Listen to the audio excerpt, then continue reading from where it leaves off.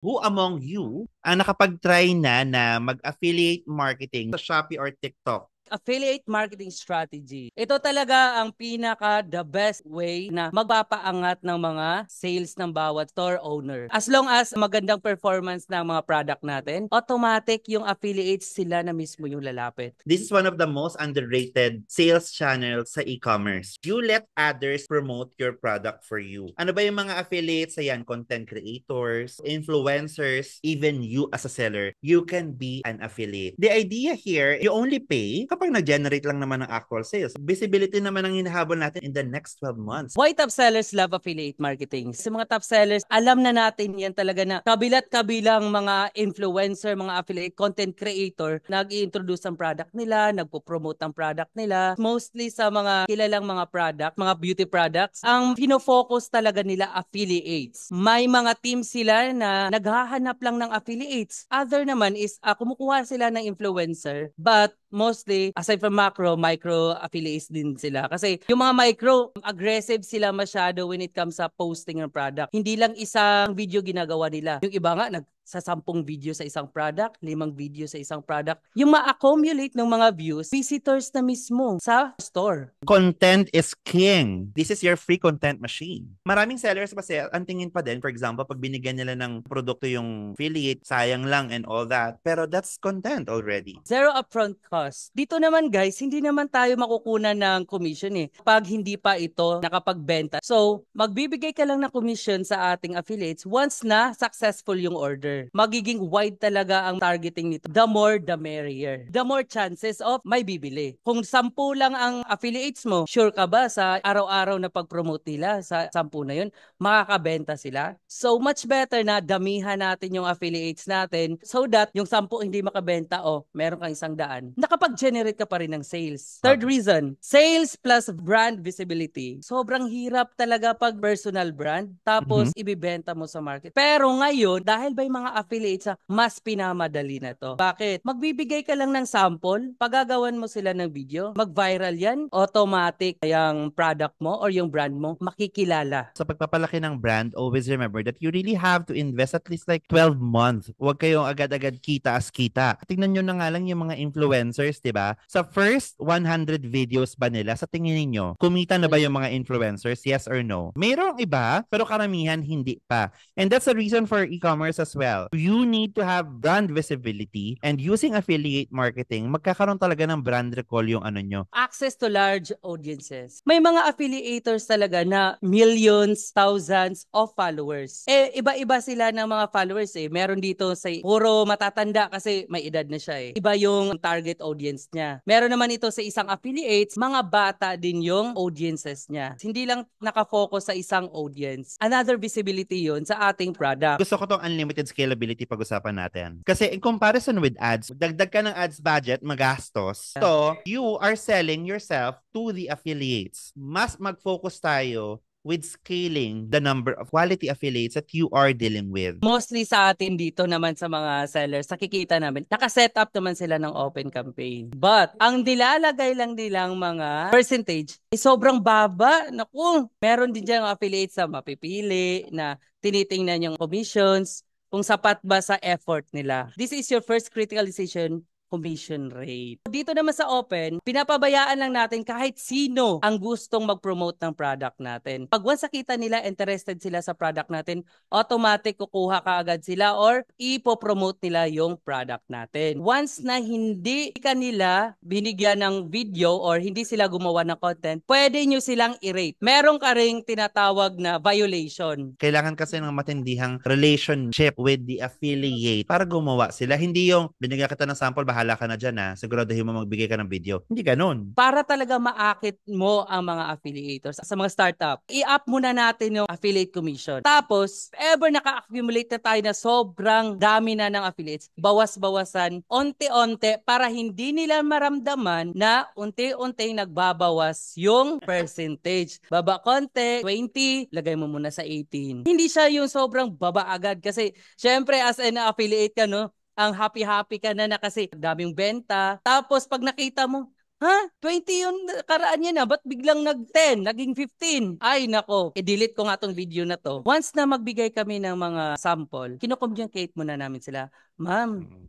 okay lang ba gumawa ka ng 4 to 5 videos for this product? Pag mag-okay siya, okay po. Pagsabi ka lang po na tapos na para ma-check namin. It's a matter of communicating talaga kung paano nyo sila negotiations. Let's talk about this another step. Create a targeted campaign. So, sa open kasi, we let affiliates na sila mismo ang lalapit sa atin. Dito naman, targeted, tayo mismo yung nag-o-offer. Tayo mismo nag invite sa kanila na i-promote yung product natin, na makikiusap talaga tayo na baka naman pagbigyan mo kami na makipag-collaborate sa amin, na ito po yung products namin with a certain commission. Pero, kailangan natin gawin is mas mataas yung commission natin from open to targeted. Sabi nga dito, this VIP treatment attract creators with solid followings and quality content production. Dito na tayo mamimili yung mga followers, kung sikat ba to or hindi. Pag hinanap mo sila, magdi-deal kayo, okay lang ba? Mga 10% muna. Kapag naka 100,000 ka, tataasan ko ng 11% naman, mga ganon. Aside from targeted, may collaboration din. Like example, Mhm. influencer, maraming mga following, bayad naman to. Aside from giving products guys free sample. Pero depende pa rin sa performance. Ito share ko sa inyo ha. Mayroon akong nakilalang group from TikTok talaga, Sir Lloyd. Ito lang po ang strategy sa TikTok. Wala nang iba. Bagong brand ka. Wala kang ibang gawin kung hindi ipamigay ang ipamudmud mo yung produkto mo sa mga collaborators or affiliators. And then, create ng video. I-guide mo lang sila kung anong klaseng video sa SEO. I-guide mo sila kung anong content yung gusto mo. And then, kapag sinearch yung produkto or yung keyword, talagang ang daming video sa lumalabas na. Tapos, i-GMV max mo. Kasi importante talaga maraming video sa magsisirculate dyan sa produkto mo. Ikaw mismo, kapag tinype mo sa TikTok or sa Shopee, tapos wala masyadong video sa lumalabas-labas, ibig sabihin may kulang. Outcome strategy. Ito yung ginagawa natin. Sa mga sellers namin makikita nila ba't ang daming invites. Dito kasi guys, per invites namin is 200 persons yon. So, naka 40 batches kami, i-times lang natin sa 200, nagiging 8,000 creators. Sa dami ng sinenda natin, syempre, sa daming invites mo yan, may tatanggap po talaga dyan. Mataas yung chances na may makita na, ay, sige, parang gusto ko tong product na i-promote. Take Ayan, note, no? Wag lang silang bibigay na free samples. Nagme-message kasi sila na gusto ng free sample. Ang ginagawa namin, sinasabihan namin ni seller na you can give na lang vouchers, discounts. Kahit babalik lang sa atin yung puhunan. Like mag-less tayo ng 40% para lang talaga na hindi tayo malugi. Pag interested naman talaga ang affiliators gagawa at gagawa po yan ng paraan para ma-promote po yung product natin. Konting lambing lang din yan sa affiliators, guys. Ay, pagmukha nyo sila na special sila. Actually, isa sa mga inaano pa talaga namin yan. Kahit yung iba sa inyo Yes. milyonaryo naman. Pero you have to make them feel na maliit na seller lang po ako. Pwede po bang makipag-collaborate? Kasi nakita ko po talaga yung account po ninyo, napakadami pong and kayo po yung makakatulong po sa akin. Mga ganun. Ang laki ng opportunity talaga ng affiliate. At kayong mga seller na At naririto, kung hindi nyo siya tinatry, the very reason, kaya hindi nyo siya masyadong naintindihan kung paano siya palakin kasi kayo mismo dapat maging affiliate din. Let's continue. Also, nag-invite, tapos nagbigay ng discount voucher. Paano naman tong affiliate voucher? ito kasi yan, private na to. Private voucher sa Shopee, sa TikTok naman promo code siya. So, pwede natin yan ibigay doon sa kanila na ito po gamitin nila pag once na mag-checkout sila para may less sila. So, hindi sila kumagat doon sa pa-vouchers natin. Ibig sabihin, kailangan talaga ng free sample. Pero, it's a matter of negotiating lang yan, sir. So, that's Elcam strategy, Invite, invite, invite. Yan ang ginagawa po namin. And then, kapag po may nagtanong, pwede po ba ang free sample? Sisend nyo tong message na to. Ito nakikita nyo ngayon. And then magsiset up po kayo ng affiliate voucher. Either discount voucher or voucher per se. Yes. Tapos, lang kayo, magbigay kayo ng 30 to 50% discount for these affiliates. No, feeling na nila nun, valuable na talaga sila. Affiliate marketing beats traditional ads. Sa traditional ads, di ba, upfront cost, ano man yung resulta mo, lugi ka man or what, kapag ads yun. Di ba? Tapos, nagkakaroon ka ng diminishing returns habang ini-scale mo siya. Kung akala mo, habang ini-scale mo siya, mas malaki yung balik sa'yo, hindi pala. 'Di ba? Nagiging limited pa yung audience reach mo kapag binabaan mo pa yung budget mo. 'Di ba? Wala pang content creation sa ads. Kung ano lang yung pinost mo, yun na yun. Tapos requires continuous budget. Pero ang LCAM, ang low-cost affiliate marketing na sineset up namin sa mga clients namin, grabe. Alam nyo ba nangyayari? zero upfront cost. Babayaran mo lang kapag may sales ka, di ba? Tapos, unlimited scalability pa siya with compounding returns. Ibig sabihin, kung talagang nagiging effective yung pag-i-invite ng affiliates at yung vouchers at discount na ginawa namin, 'di ba? Talagang push for more ka lang talaga, hanap ka lang ng hanap, ganon. Tapos, magkakaroon ka pa ng access to millions of OPA strategy. Kaya dito sa LCAM, and then sustainable growth without budget cap. Kaya ngayon, talagang na-realize namin the power of affiliate, and so far it's working with most of our accounts right now. No, push talaga kami, and we will gonna be elevating the way things are for our affiliate. Whether you're a small seller or established brand, you can access to a massive audiences and build sales without significant capital investment.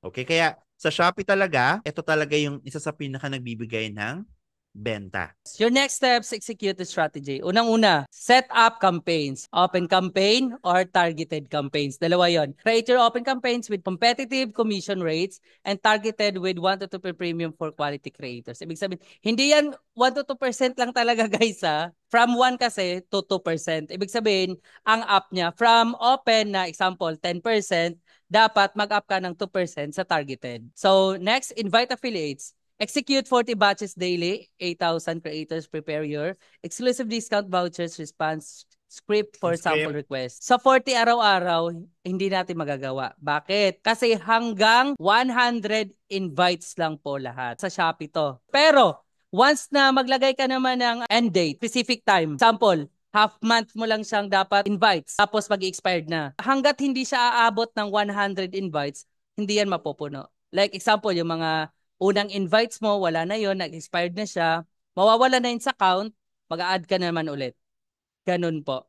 So next, filter and support. Monitor which affiliates purchase and create content. Prioritize high performance with increased commission.